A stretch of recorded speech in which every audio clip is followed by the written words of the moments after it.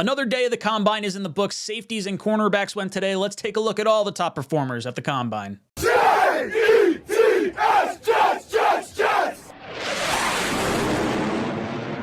Welcome to Jets Talk. My name is Ryan. I'll be your pilot. If you're new here, hit that subscribe button. If you've been here before, welcome back. I love having you here.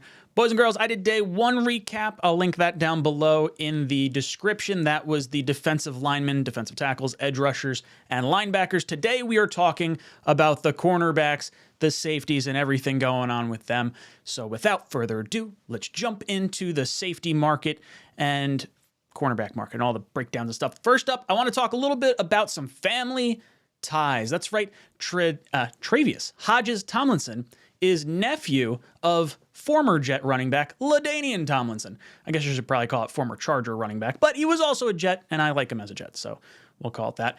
And then Joey Porter Jr., obviously Joey Porter, former linebacker for the Steelers, cornerback.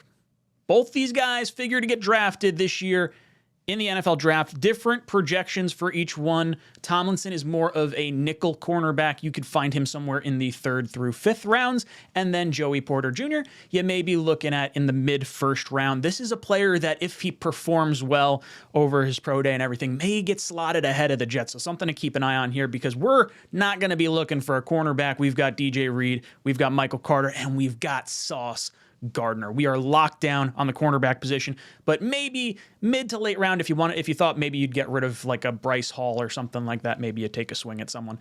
But I always like going after former NFL talents' bloodlines because they generally do well. They were raised in an NFL environment. They knew how to perform based on how their, parents performed.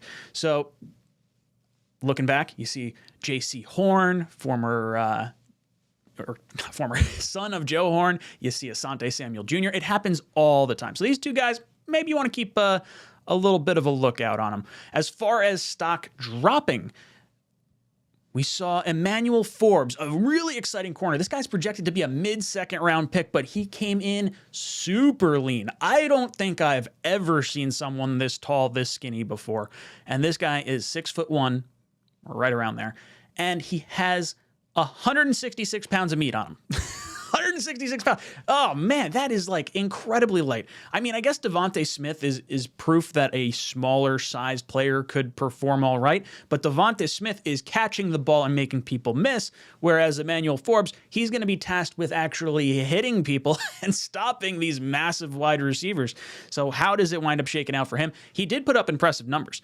4.3, 5.40. 14 interceptions in his collegiate career, 6 of which were pick six. So maybe the talent outshines the combine metrics and stuff like that as far as like his size goes. It's not so much how he performed metric-wise. I guess it was more so just the size. Like, can 166 on defense actually work in the NFL?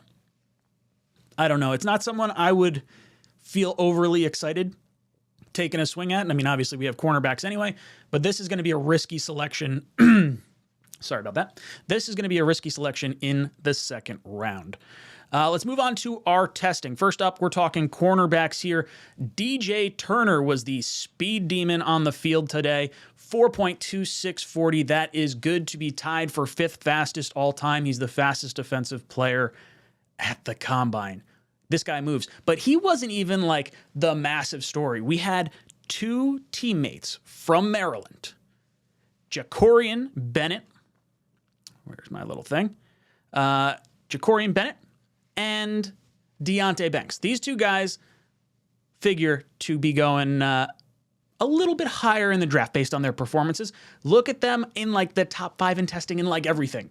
40-inch verticals, over 11-foot broad jumps, and sub 4.4 40s. These guys can move. So hopefully they start to move up draft boards just a little bit. The more cornerbacks that go in front of us, the better. These guys aren't going to be considered first-round picks by any stretch of the imagination, but something to keep an eye on. Now, as far as highlighting which cornerback I'm going to be keeping my eye on the most, that is Christian Gonzalez.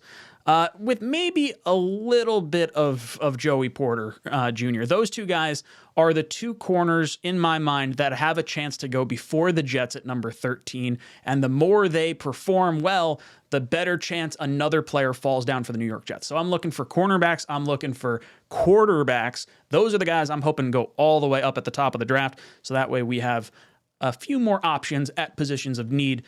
So who knows? That's kind of where I'm thinking on the cornerback side of things. As far as the safeties go, we had another pair of teammates in Sidney Brown and Jartavius Martin from Illinois. These guys are, not too shabby too. This was a teammate kind of thing. Do we normally see this? I feel like you usually get this out of like Georgia, not out of like Illinois and whatever, Maryland.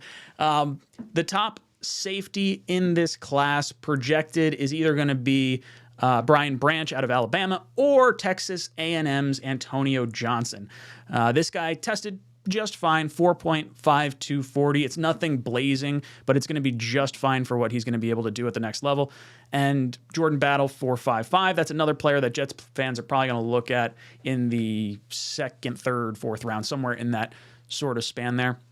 Now, as far as players that I wanted to keep an eye on, Sidney Brown is the one of the teammates here. This guy's projected to be a third-round pick. He was at the Senior Bowl. He was one of my guys that I did look at and like from the Senior Bowl. So I'd like the Jets to maybe consider a safety in the third round if you're looking that sort of realm. I'm okay with going safety literally like any point in the draft. If the best player available on the board at 13 is a safety and we have already solved tackle and there is no trade down option, I could pull the trigger on a safety in the first round. I could pull the trigger on a safety in the fourth round. I really, really don't care. So I'm going to be diving into where we could find a bunch of these guys. But Sidney Brown, someone that provides a little bit of reassurance maybe because you got to see the Senior Bowl. You got to see how he performs down there.